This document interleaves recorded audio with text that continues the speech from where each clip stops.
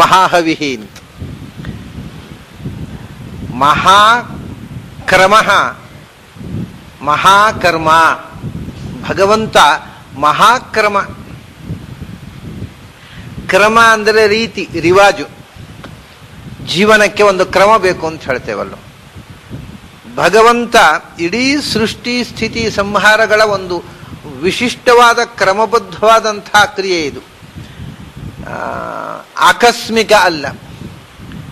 ಜಗತ್ತಿನಲ್ಲಿ ನಮ್ಮ ಬದುಕಿನಲ್ಲಿ ನಾವು ಆಕಸ್ಮಿಕಗಳಿವೆ ಅಂತ ಹೇಳ್ತೇವೆ. ಆಕಸ್ಮಿಕಗಳು ಅಂದರೆ ಯಾವುದೇ ವ್ಯವಸ್ಥೆಯಿಂದ ಯೋಚಿಸಿ ಮಾಡಿದ್ದಲ್ಲ, ಅನಿರೀಕ್ಷಿತವಾಗಿ ಘಟಿಸಿದ್ದು ಅಂತ ನಾವು ಅದಕ್ಕೆ ಅರ್ಥ ಹೇಳ್ತೇವೆ. ಆದರೆ ಭಗವಂತನ ವ್ಯವಸ್ಥೆಯಲ್ಲಿ ಆಕಸ್ಮಿಕ ಅನ್ನುವುದೊಂದಿಲ್ಲ, ಆಕ್ಸಿಡೆಂಟಲ್ ಅನ್ನುವುದಿಲ್ಲ, ಕೋಇನ್ಸಿಡೆನ್ಸ್ ಅನ್ನುವುದಿಲ್ಲ. ಎಲ್ಲವೂ ಕೂಡ ಲೆಕ್ಕಾಚಾರಬದ್ಧವಾದದ್ದು, ಶಿಸ್ತುಬದ್ಧವಾದದ್ದು, ಕ್ರಮಬದ್ಧವಾದದ್ದು. ಯಾವುದೂ ಅನಿರೀಕ್ಷಿತವಾದದ್ದು ಘಟಿಸುವುದಿಲ್ಲ ಭಗವಂತನ ರಾಜ್ಯದಲ್ಲಿ. ಆದ್ದರಿಂದ ಇಡೀ ಪ್ರಪಂಚದ ಸೃಷ್ಟಿ ಸ್ಥಿತಿ ಸಂಹಾರಗಳನ್ನು ಕ್ರಮಬದ್ಧವಾಗಿ ನಡೆಸುವ, ಇಡೀ ಜಗತ್ತಿನ ಸೃಷ್ಟಿ ಸ್ಥಿತಿಗಳ ಕ್ರಮ ಅಂದ್ರೆ ಅದು ಎಂಥ ಕ್ರಮ? ಅದು ಮಹಾಕ್ರಮ ಅಂದರು. ನಮ್ಮ ಯಾವ ಕ್ರಮವೂ ಸಾಟಿ ಅಲ್ಲ ಅದಕ್ಕೆ.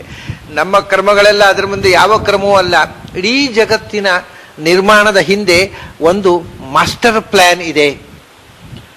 ಅದನ್ನು ಯೋಚಿಸಿದ ಮೈಂಡ್ ಯಾವುದೋ ಅದು ಭಗವಂತನ ಮಹಾಕ್ರಮವನ್ನು ಕೊಟ್ಟಂಥ ಬುದ್ಧಿ. ಅದೊಂದು ಮಹಾಕ್ರಮ ಅಂತ. ಒಂದೇ ಒಂದು ಸಂಗತಿ ಆ ಕ್ರಮದ, ಆ ನಿಯಮದ ಒಂದು ವ್ಯವಸ್ಥೆಯನ್ನು ಮೀರಿ ಘಟಿಸುವುದಿಲ್ಲ. ಪ್ರತಿಯೊಂದು ಅನಂತ ಕಾಲದವರೆಗೆ ಈ ಪ್ರಪಂಚ ಮುಂದುವರಿಯುತ್ತೆ. ಅನಂತ ಕಾಲದಿಂದ ಈ ಪ್ರಪಂಚ ನಡೆದು ಬಂದಿದೆ. ಈ ತನಕ ಅನಂತ ಪ್ರಪಂಚಗಳು ಸೃಷ್ಟಿಯಾಗಿವೆ. ಇನ್ನು ಮುಂದೆ ಅನಂತ ಪ್ರಪಂಚಗಳು ಸೃಷ್ಟಿಯಾಗಲಿಕ್ಕುಂಟು. ಆದರೆ ಪ್ರತಿಯೊಂದು ಸೃಷ್ಟಿಯು ಕ್ರಮಬದ್ಧ. ಈಗ ಹೇಗೆ ಇದೆಯೋ ಹಾಗೆಯೇ ಹಿಂದೆಯೂ ಇತ್ತು ಪ್ರಪಂಚ, ಮುಂದೆಯೇ ಪ್ರಪಂಚ ಹಾಗೆ ಇದೆ. ಸೂರ್ಯ ಚಂದ್ರಮಸೌ ಧಾತ ಯಥಾ ಪೂರ್ವಂ ಅಕಲ್ಪಯತ್ ಅಂತಾರೆ. ಎಲ್ಲ ಈಗ ಹೇಗಿದೆ ಹಾಗೆಯೇ ಇದರ ಹಿಂದಿನ ಕಲ್ಪದಲ್ಲಿ ಇತ್ತು, ಅದರ ಹಿಂದಿನ ಸೃಷ್ಟಿಯಲ್ಲೂ ಇತ್ತು, ಮುಂದಿನ ಸೃಷ್ಟಿಯಲ್ಲಿ ಯಾವ ವ್ಯತ್ಯಾಸವೂ ಇಲ್ಲದ ಅಷ್ಟು ಕ್ರಮಬದ್ಧವಾದ ಸೃಷ್ಟಿ. ಸಂಹಾರವೂ ಹಾಗೆ, ಸ್ಥಿತಿಯೂ ಹಾಗೆ. ಒಂದು ಸೃಷ್ಟಿಯ ಕಾಲ, ಸ್ಥಿತಿಯ ಕಾಲ, ಸಂಹಾರದ ಕಾಲ ಎಲ್ಲವೂ ನಿಶ್ಚಿತ.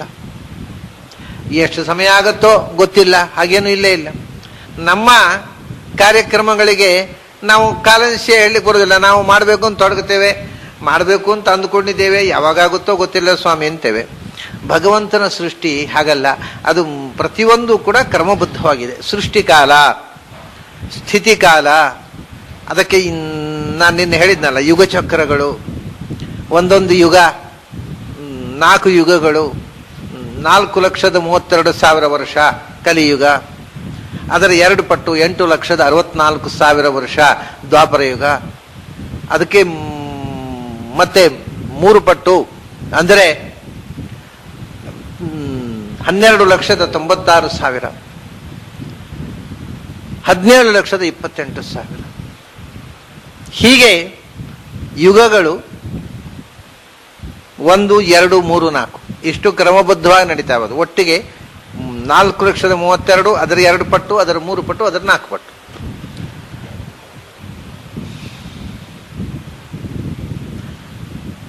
ಈ ಒಟ್ಟು 4 ಯುಗಗಳ ಸಮಷ್ಟಿ 43,20,000 ವರ್ಷ. ಇಂಥ 4 ಯುಗಗಳು 71 ಬಾರಿ ರೊಟೇಟ್ ಆಗಿ ಮತ್ತೆ 18,50,000 ವರ್ಷ ಸೇರಿದಾಗ ಒಂದು ಮನ್ವಂತರ. ಅಂಥ ಮನ್ವಂತರಗಳು 14 ಆದಾಗ ಒಂದು ದಿನಕಲ್ಪ ಅಂದರೆ ಚತುರ್ಮುಖನ ಒಂದು ದಿನ 12 ಗಂಟೆ, 432 ಕೋಟಿ ವರ್ಷ. ಈ 14 ಮನ್ವಂತರದಲ್ಲಿ ಮಧ್ಯದಲ್ಲಿ 2,000 ವರ್ಷ ಪ್ರಳಯ ಕಾಲ, 20,000 ವರ್ಷ ಪ್ರಳಯ ಕಾಲ. ಹೇಗೆ ಅಂದರೆ 14 ಮನ್ವಂತರದ ಮಧ್ಯದಲ್ಲಿ 13 ಪ್ರಳಯಗಳಾಗ್ತವೆ. 14ನೇ ಮನ್ವಂತರ ಮುಗಿದ ಮೇಲೆ ಮಹಾಪ್ರಳಯವಾಯ್ತಲ್ಲ, 13 ಪ್ರಳಯಗಳಾಗ್ತವೆ. ಅದರಲ್ಲಿ ಮೊದಲನೆಯ ಮನ್ವಂತರದ ನಂತರ ಆಗತಕ್ಕ ಸ್ವಯಂಭೂ ಮನ್ವಂತರದ ನಂತರ ಆಗತಕ್ಕಂಥ ಪ್ರಳಯ 2,000 ವರ್ಷಗಳ ಪ್ರಳಯ, ಚಿಕ್ಕ ಪ್ರಳಯ. ಅದರ ನಂತರದ 13 ಪ್ರಳಯಗಳಿವೆ ಅಲ್ಲ, 12 ಪ್ರಳಯಗಳು, ಅವು 1,500 ವರ್ಷದ ಪ್ರಳಯಗಳು, ಇನ್ನೂ ಚಿಕ್ಕವು. ಆ 12 ಮನ್ವಂತರಗಳಲ್ಲಿ 1,500ದಂತೆ 18,000 ಮತ್ತು ಮೊದಲನೇ ಮನ್ವಂತರದಲ್ಲಿ 2,000, 18, 2 20,000 ವರ್ಷ ಪ್ರಳಯ ಕಾಲ. ಅದು ಉಳಿದಿರತಕ್ಕಂಥದ್ದು 14 ಮನ್ವಂತರಗಳ 14 ಮನ್ವಂತರಗಳ ಕಾಲ ಒಟ್ಟಿಗೆ ಟೋಟಲ್ ಮಾಡಿದರೆ 431,99,80,000. ಅದಕ್ಕೆ ಈ 22,000 ಪ್ರಳಯ ಕಾಲ ಸೇರಿಸಿದ್ರೆ 432 ಕೋಟಿ ಆಯಿತು. ಅಲ್ಲಿಗೆ ಚತುರ್ಮುಖನ ಒಂದು ಹಗಲಾಯಿತು. ಮತ್ತೆ ಅಷ್ಟೇ ರಾತ್ರಿ ಪ್ರಳಯ ಕಾಲ 432 ಕೋಟಿ ವರ್ಷ ರಾತ್ರಿ ಪ್ರಳಯ ಕಾಲ. ಆ 432 ಕೋಟಿ ವರ್ಷದಲ್ಲಿ ಕೊನೆಯ 8ನೇ ಒಂದು ಅಂಶ ಮುಂಜಾನೆ ಅರುಣೋದಯ ಕಾಲ 54 ಕೋಟಿ ವರ್ಷ ಸೃಷ್ಟಿಕಾಲ. ಮತ್ತೆ ಅಲ್ಲಿ ಸೃಷ್ಟಿ ಆಯಿತು. ಪುನಃ 432 ಕೋಟಿ ವರ್ಷ ಸ್ಥಿತಿಕಾಲ. ಹೀಗೆ 432 ಕೋಟಿ ವರ್ಷಗಳ ಇಂಥ ಒಂದೊಂದು ಘಟ್ಟದಲ್ಲೂ ಸೃಷ್ಟಿ ಸ್ಥಿತಿ ಸಂಹಾರ ನಡೀತಾ ಇರ್ತದೆ. ದೈನಂದಿನ ಸೃಷ್ಟಿ ಸ್ಥಿತಿ. ಇಂಥ 100 ವರ್ಷಗಳ ಪೂರ್ತಿಯಾದಾಗ ಮಹಾಪ್ರಳಯ, ಇಡೀ ಯೂನಿವರ್ಸು ನಾಶವಾಗತ್ತೆ. 31,104 ಕೋಟಿ ವರ್ಷ. ಅದಾದ್ಮೇಲೆ ಮತ್ತೆ ಸೃಷ್ಟಿಯಾಗಬೇಕಾಗಿದ್ದರೆ 31,104 ಕೋಟಿ ವರ್ಷ ಪ್ರಳಯ ಕಾಲ. ಅಂದರೆ ಭಗವಂತನಿಗೆ ಎಷ್ಟು? ನಮ್ಮ 31,104 ಕೋಟಿ ವರ್ಷ ಮತ್ತೆ ಪ್ರಳಯ ಕಾಲ, ಆಮೇಲೆ ಸೃಷ್ಟಿ ಇಲ್ಲ ಅಂದ್ರೆ ಅಷ್ಟೊತ್ತು ಸುಮ್ಮನೆ ಕೂತ್ಕೊಳ್ತಾನ ದೇವರು ಸುಮ್ಮನೆ ಕೂತ್ಕೊಳ್ಳೋದು ಎಷ್ಟೊತ್ತು? 31,104 ಕೋಟಿ ವರ್ಷ ಅಂದ್ರೆ ಭಗವಂತನಿಗೆ ಒಂದು not even A fraction of second. ಹೀಗೆ ಇದೆಲ್ಲ ಲೆಕ್ಕಗಳು. ಇದೇ ಕ್ರಮದಲ್ಲಿ ಅನಾದಿ ಕಾಲದಿಂದ ಅನಂತ ಕಾಲದವರೆಗೆ ಸೃಷ್ಟಿ ನಡೀತಾ ಇದೆ. ಆದ್ರಿಂದ ಭಾರಿ ದೊಡ್ಡ ಕ್ರಮ. ಅವನು ಕ್ರಮಬದ್ಧವಾಗಿ ಜಗತ್ತನ್ನು ನಡೆಸುವ, ಅಕ್ರಮವೇ ಇಲ್ಲ. ನಾವೆಲ್ಲ ಹೇಳ್ತೇವಲ್ಲ, ಆಗಬಾರದಾಗೋದು ಅದು ನಮ್ಮ ದೃಷ್ಟಿಯಲ್ಲಿ ನಾವು ಹೇಳೋದು. ಭಗವಂತನ ದೃಷ್ಟಿಯಲ್ಲಿ ಯಾವುದಾಗಬೇಕೋ ಅದೇ ಆಗೋದು, ಆಗಬಾರದಾಗುವುದೇ ಇಲ್ಲ.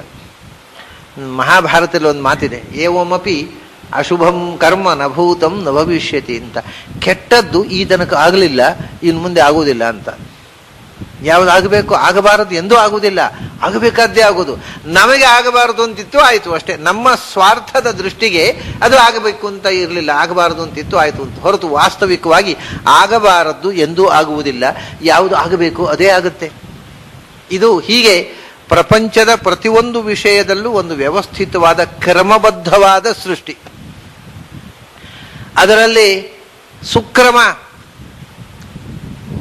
ಸಾಮಾನ್ಯ ಕ್ರಮ ಅಲ್ಲ, ಮಹಾಕ್ರಮ. ಎಲ್ಲಿಯೂ ಕೂಡ ಕ್ರಮ ತಪ್ಪಿ ಒಂದು ಕ್ಷಣವೂ ಭಗವಂತನ ಸೃಷ್ಟಿಯಲ್ಲಿ ಅವ್ಯವಸ್ಥೆ ಆಗುವುದಿಲ್ಲ.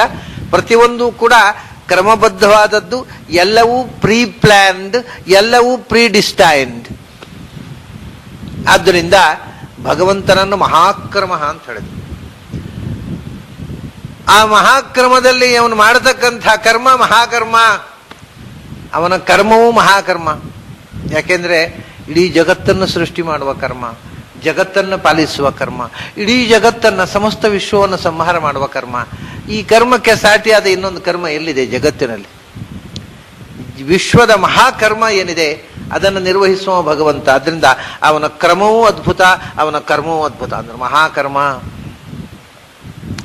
ಮತ್ತೆ ಮಹಾಂತಿ ಕರ್ಮಾಣಿ ಯಸ್ಮಾತ್. ನಾವು ಬೇರೆ ಬೇರೆ ವ್ಯಕ್ತಿಗಳು ಭಾರಿ ಮಹಾಕರ್ಮ ಮಾಡಿದವರಪ್ಪ, ದೊಡ್ಡ ಕೆಲಸ ಮಾಡಿದ್ರಿ, ನಿಮ್ಮಿಂದ ದೊಡ್ಡ ಕೆಲಸ ಆಯಿತು, ದೊಡ್ಡ ಕೆಲಸ ಆಯಿತು ಅಂತ ನಾವು ಯಾರನ್ನಾದ್ರೂ ಹೇಳಿದ್ರು, ಅವರು ದೊಡ್ಡ ಕೆಲಸ ಮಾಡ್ಲಿಕ್ಕೆ ಕಾರಣ ಯಾರು? ಯಾರೋ ಒಬ್ರು ಬಹಳ ದೊಡ್ಡ ಕೆಲಸ ಮಾಡಿದ್ರು, ಯಾರಿಂದಾಗಿ ಅವರು ದೊಡ್ಡ ಕೆಲಸ ಮಾಡಿದ್ರು ಅವನೇ ಮಹಾಕರ್ಮ ಅಂದ್ರು. ಅಂದ್ರೆ ಉಳಿದವರಿಂದ ದೊಡ್ಡ ಕೆಲಸ ಮಾಡಿಸುವವನು ಅವನೇ, ಎಲ್ಲಕ್ಕಿಂತ ದೊಡ್ಡ ಕೆಲಸ ಮಾಡುವವನು ಅವನು, ನಮ್ಮ ಕೈಯಲ್ಲಿ ದೊಡ್ಡ ಕೆಲಸ ಮಾಡಿಸುವವನು ಅವನು. ಯಾರೋ ವ್ಯಕ್ತಿಯನ್ನು ನಾವು ಬಹಳ ದೊಡ್ಡ ಕೆಲಸ ಮಾಡಿದವರು ಅಂತ ಹೊಗಳ್ತೀವಿ. ಅಂಥ ಮಹತ್ತಾದ ಕರ್ಮ ಯಾರಿಂದಾಗಿ ಘಟಿಸುತ್ತೋ ಅಂಥ ಭಗವಂತ ಮಹಾಕರ್ಮ. ಆಮೇಲೆ ಮಹಾ ತೇಜಾಹ, ತೇಜಸ್ಸು ಅಂದರೆ ಬೆಳಕು. ತೇಜಸ್ಸು ಅನ್ನುವಲ್ಲಿ ಅನೇಕ ಮುಖಗಳಿದೆ. ತೇಜಸ್ಸಿನಲ್ಲಿ ಬೆಳಕು ನೀಡುವ ಶಕ್ತಿ ಇದೆ, ತೇಜಸ್ಸಿನಲ್ಲಿ ಸುಡುವ ಶಕ್ತಿ ಇದೆ, ತೇಜಸ್ಸಿನಲ್ಲಿ ಶಾಖ ಕೊಡುವ ಶಕ್ತಿ ಇದೆ, ತೇಜಸ್ಸಿನಲ್ಲಿ ಪಚನ ಮಾಡುವ ಶಕ್ತಿ ಇದೆ. ಇದು ಮುಖ್ಯವಾಗಿ ತಾಪನಿ, ಪಾಚನಿ, ಪ್ರಕಾಶಿನಿ. ದಾಹ ಮಾಡುವ ಶಕ್ತಿ, ಸುಡುವ ಶಕ್ತಿ, ಶಾಖ ಕೊಡುವ ಶಕ್ತಿ, ಬಿಸಿ ಮುಟ್ಟಿಸುವ ಶಕ್ತಿ, ಸುಡುವ ಶಕ್ತಿ. ಯಾಕಂದ್ರೆ ನಮಗೆ ಚಳಿಯಾದಾಗ ತೇಜಸ್ಸಿನ ಸ್ಪರ್ಶದಿಂದ ಹೀಟರ್ ಬೇಕಾಗತ್ತೆ. ಹೇಗೆ ಬೇಸಿಗೆ ಕಾಲದಲ್ಲಿ ಏರ್ ಕೂಲರ್ ಬೇಕೋ ಹಾಗೆ ಚಳಿ ಜಾಸ್ತಿ ಆದಾಗ ಹೀಟರು. ಈ ವಿದೇಶಗಳಲ್ಲಿ, ಈ ಕೆನಡಾದಲ್ಲಿ ಹೀಟರ್ ಯೂಸ್ ಮಾಡ್ತಾರೆ, ಚಳಿ ಪ್ರಧಾನವಾದ ದೇಶ, ಮರಗಟ್ಟುವಂತಹ ಚಳಿ. ಆದ್ರಿಂದ ಬಿಸಿ ಅನ್ನುವಂಥದ್ದು ಹಿತವಾಗುವಂತಹ ಶಾಖವನ್ನು ನಿರ್ಮಾಣ ಮಾಡುವುದಕ್ಕೆ ಬೇಕು. ಸುಡುವುದಕ್ಕೆ ಬೆಂಕಿಯಿಂದ ಸುಟ್ಟು ಬಿಡ್ಬೋದು, ಅದನ್ನು ಪಚನ ಮಾಡ್ಬೋದು, ಒಳ್ಳೆಯ ಅಡಿಗೆ ತಯಾರು ಮಾಡಬಹುದು, ಬೆಳಕು ನೀಡಬಹುದು. ದಾಹಕ ಶಕ್ತಿ, ಪಾಚನ ಶಕ್ತಿ, ತಾಪನ ಶಕ್ತಿ ಮತ್ತು ಪ್ರಕಾಶನ ಶಕ್ತಿ ಇವೆಲ್ಲ ತೇಜಸ್ಸಿನಿಂದ ಆಗುವಂಥವು.